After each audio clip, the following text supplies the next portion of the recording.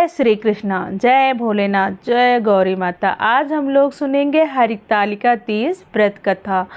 हरितालिका तीज का हिंदू धर्म में बहुत ही महत्व है। इस दिन सुहागिन महिलाएं अपने पति की लंबी उम्र के लिए निर्जला व्रत रखती हैं। हरितालिका तीज का व्रत भादो मास के शुक्ल पक्ष की तृतीया तिथि को रखा जाता है। हरितालिका तीज को सबसे बड़ी तीज माना जाता है। इस तीज से पहले हरियाली तीज और कजरी तीज आती है। हरितालिका तीज में भगवान शिव और माता पार्वती की पूजा आराधना विधिवत की जाती है। मान्यता है कि इस व्रत को करने से अखंड सौभाग्य की प्राप्ति होती है। हरितालिका तीज कठिन व्रतों में से एक माना जाता है। इस दिन सुहागिनें निर्जला व्रत व निराहार व्रत रखकर पति की लंबी आयु की कामना करती हैं। इस व्रत को कुंवारी कन्याएं भी रखती हैं। मान्यता है कि भगवान शिव और माता पार्वती की कृपा से कुंवारी कन्याओं को सुयोग्य वर की प्राप्ति होती है। और कहते हैं ना, जब कोई भी व्रत रखो और उसकी कथा न सुनो तो वह व्रत पूरा नहीं होता। तो चलिए हम लोग सुनते हैं हरितालिका तीज व्रत कथा। भगवान शिव माता गौरी से कहते हैं, हे गौरी, पर्वतराज हिमालय पर स्थित गंगा के तट पर तुमने अपनी बाल्यावस्था में 12 वर्षों तक अधोमुखी होकर घोर तप किया था मुझे पति रूप में पाने के लिए।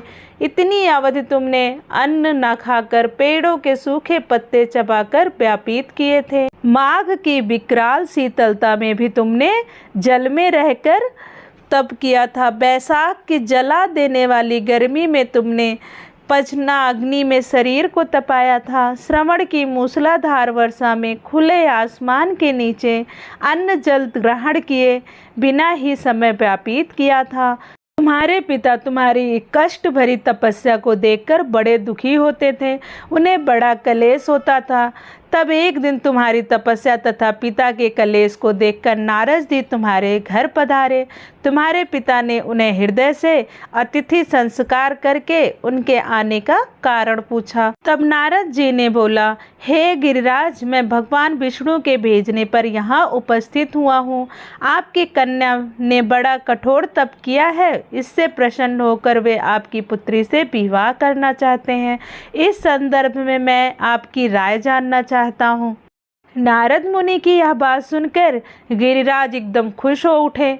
उनके तो जैसे सारे कलेश ही दूर हो गए। प्रसन्नचित होकर वे बोले, श्रीमान, यदि स्वयं विष्णु मेरी कन्या का वरण करना चाहते हैं तो भला मुझे क्या आपत्ति हो सकती है। वे तो साक्षात परम ब्रह्म हैं। हे महर्षि, यह तो हर पिता की इच्छा होती है कि उसकी पुत्री का सुख संपदा से युक्त पति के घर में विवाह हो, वह उस घर की लक्ष्मी बने।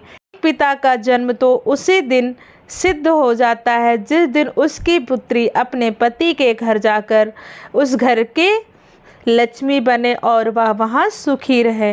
तुम्हारे पिता की स्वीकृति पाकर नारद जी विष्णु जी के पास गए और उनसे तुम्हारे ब्याह के निश्चित होने का समाचार सुनाया। मगर इस विवाह संबंध की बात जब तुम्हारे कान में पड़ी, तुम्हारे दुख का ठिकाना न रहा। तुमने यह सारी बात अपनी सखी को जाकर बताई और अपनी मानसिक दशा को भी समझाया, और उसने तुम्हारी इस दशा को सुनकर इसका कारण जानना चाहा। तब तुमने बताया, मैंने सच्चे हृदय से भगवान शिव शंकर का वरण किया है, किंतु मेरे पिता मेरा विवाह विष्णु जी से निश्चित कर दिए हैं। मैं विचित्र धर्म संकट में हूँ। अब क्या करूं? प्राण छोड़ देने के अतिरिक्त अब कोई भी उपाय शेष नहीं बचा है। तुम्हारी सखी बड़ी ही समझदार और सूझबूझ वाली थी। उसने कहा, सखी, प्राण त्यागने का इसमें कारण ही क्यों है? संकट के मौके पर धैर्य से काम लेना चाहिए। नारी के जीवन की सार्थकता तो इसी बात में तय करती है कि पति रूप में हृदय से जिसे एक बार स्वीकार कर लिया जाए, जीवन पर्यंत उसी से निर्वाह करें। सच्ची आस्था और एक निष्ठा के समक्ष तो ईश्वर भी समर्पण कर देता है। मैं तुम्हें घने जंगल में ले चलती हूँ, जो साधना स्थली भी हो और जहाँ तुम्हारे पिता तुम्हें खोज भी न पाएं। वहाँ तुम साधना में लीन हो जाना। मुझे विश्वास है कि ईश्वर अवश्य तुम्हारी सहायता करेंगे। तुमने ऐसा ही किया। तुम्हारे पिता तुम्हें घर पर न पाकर बड़े दुखी तथा चिंतित हुए। वे सोचने लगे कि तुम जाने कहाँ चली गई। मैं विष्णु जी से उसका विवाह करने का प्रण कर चुका हूँ। यदि भगवान विष्णु बारात लेकर आ गए और कन्या घर पर ना हुई तो बड़ा अपमान होगा। मैं तो कहीं मुंह दिखाने के योग्य भी नहीं रहूँगा। यही सब सोचकर गिरिराज ने जोर शोर से तुम्हारी खोज शुरू करवा दी। उधर तुम्हारी खोज होती रही और उधर तुम अपनी सखी के साथ नदी तट पर एक गुफा में मेरी आराधना में लीन थी। भाद्रपद शुक्ल तृतीया को हस्त्र नक्षत्र था। उस दिन तुमने रेत के शिवलिंग का निर्माण करके व्रत किया। रात भर मेरी स्तुति के गीत गाकर जागी। तुम्हारी इस कष्ट तपस्या के प्रभाव से मेरा आसन डोलने लगा। मेरी समाधि टूट गई।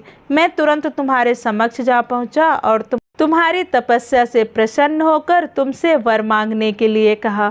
तब अपनी तपस्या के फलस्वरूप मुझे आपने समक्ष पाकर तुमने कहा, मैं हृदय से आपको पति के रूप में वर्ण कर चुकी हूँ। यदि आप सचमुच मेरी तपस्या से प्रसन्न होकर यहाँ पधारे हैं तो मुझे अपनी अर्धांगिनी के रूप में स्वीकार कीजिए। तब मैं तथास्तु कहकर कैलाश पर्वत पर लौट आया।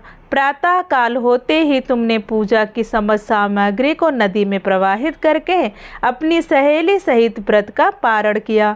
उसी समय अपने मित्र बंधु तथा दरबारियों सहित गिरिराज तुम्हें खोजते खोजते वहां आ पहुँचे और तुम्हारी इस कष्ट साधना और तपस्या का कारण तथा उद्देश्य पूछा। उस समय तुम्हारी ऐसी दशा को देखकर गिरिराज अत्यंत दुखी हुए और पीड़ा के कारण उनकी आंखों में आंसू उमड़ आए।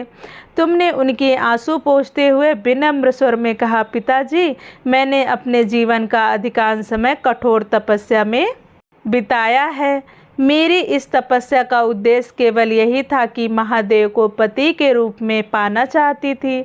आज मैं अपनी तपस्या की कसौटी पर खरी उतर चुकी हूँ। आप क्योंकि विष्णु जी से मेरा विवाह करने का निर्णय ले चुके थे, इसलिए मैं अपने आराध्य की खोज में घर छोड़कर यहाँ चली आई। अब मैं आपके साथ इसी शर्त पर घर चलूँगी कि आप मेरा विवाह विष्णु जी से न करके महादेव जी से करेंगे। गिरिराज इस बात से मान गए और तुम्हें घर ले गए। कुछ समय पश्चात शास्त्रों लोक विधि विधान पूर्वक उन्होंने हम दोनों को विवाह सूत्र में बांध दिया। हे पार्वती, भाद्रपद की शुक्ल तृतीया को तुमने मेरी आराधना करके जो व्रत किया था उसी के फलस्वरूप मेरा विवाह तुम्हारे साथ हो सका। इसका मतलब यह है कि मैं इस व्रत को करने वाली कुंवारियों को मनवांछित फल देता हूँ।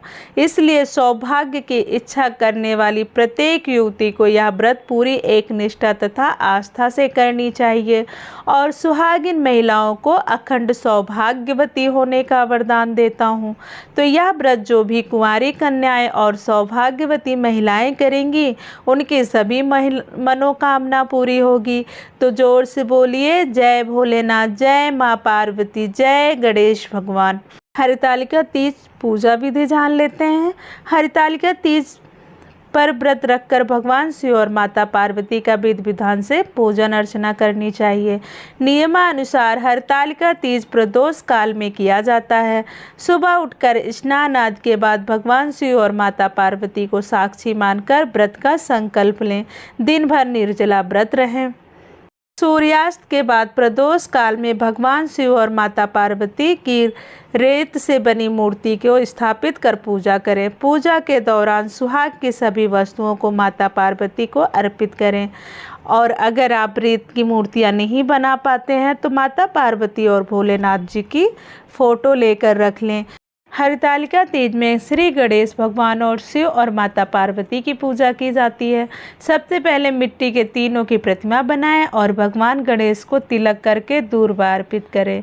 उसके बाद भगवान शिव को फूल, बेलपत्र और सरमी पत्री अर्पित करें और माता पार्वती को श्रृंगार का सामान अर्पित करें। तीनों देवताओं को वस्त्र अर्पित करने के बाद हरितालिका तीज व्रत की कथा सुने या पढ़ें। इसके बाद श्री गणेश जी की आरती करें और भगवान शिव और माता पार्वती की भी आरती उतारें। उसके बाद भोग लगाएं। दोस्तों, यह थी हरतालिका तीज व्रत कथा और उससे जुड़ी कुछ जानकारियाँ। अगर आपको यह वीडियो अच्छी लगी हो और ऐसे ही धार्मिक वीडियो देखने के लिए आप हमारे चैनल से अवश्य जुड़ें और हमें सपोर्ट करें कि हम ऐसे ही वीडियो आपके लिए ला सकें।